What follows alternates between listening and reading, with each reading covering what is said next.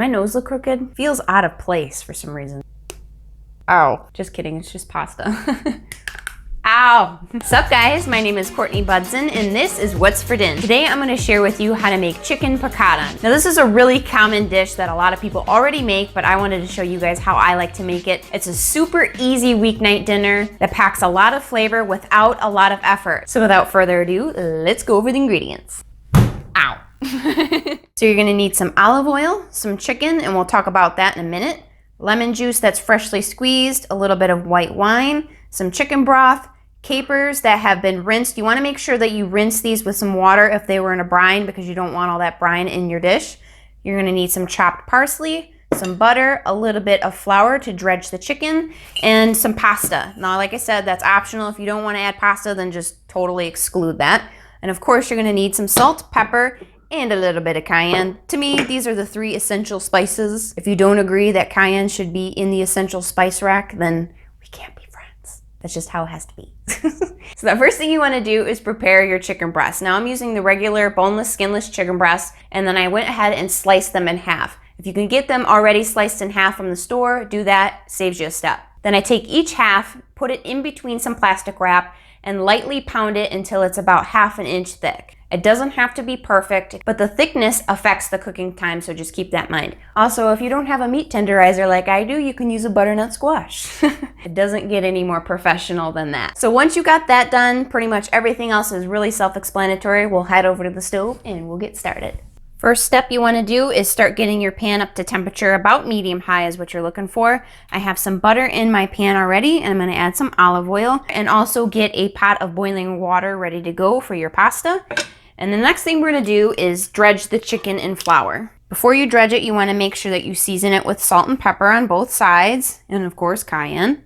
Now we're going to dredge them in some flour. Don't get a plate and just pile the flour like a cup of flour. You only really need a little bit. This is probably even too much.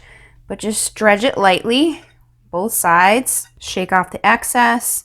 Just plop it on a plate until our pan's ready to go. All right, so my oil's nice and hot. Going to go ahead and drop in my chicken. If it doesn't make a sizzle noise, then it's not hot enough. I don't know if you can hear that, but I hear it, so it's a good sign. So I like to cook these about 3 to 5 minutes on each side. Like I said, it depends on how thick you made them. That affects the cooking time, so just play it by ear and keep an eye on them. You want it to be nice and golden brown on the opposite side.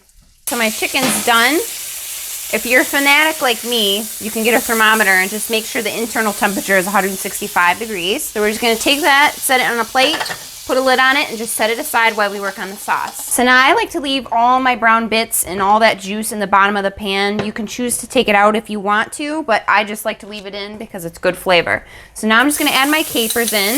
I'm just gonna mash a couple of those down so that we can get the flavor out. And just let those saute for a couple of seconds. I'm gonna go ahead and add my chicken broth, my lemon juice, and my wine. So I'm just gonna let that reduce by half, and then I'll show you what it looks like when it's there. And don't forget to add your pasta. So you can see it's reduced quite a bit. Now we're gonna add some butter. You can really use as much or as little as you want. Keep in mind, this is supposed to be a butter sauce, so I know it looks like I'm using a ton, and I am, but that's what makes this so delicious. So just turn off your heat and just let this melt in.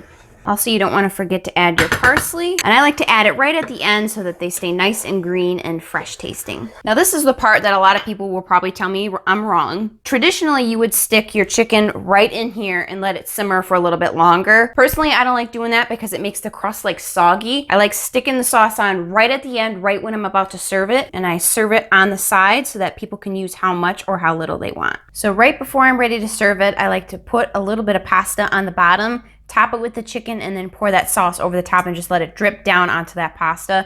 We're about to dive in. It's so good. And the chicken is so juicy. So if you guys want to remake this recipe, just look below in the description box. I'll have all the measurements as well as the written instructions. And if you did like this video, don't forget to smack that like button as well as share it because it helps me out so much when you share it. So as always, thank you guys so much for hanging out with me, and we'll see you next time. Peace out. Still looking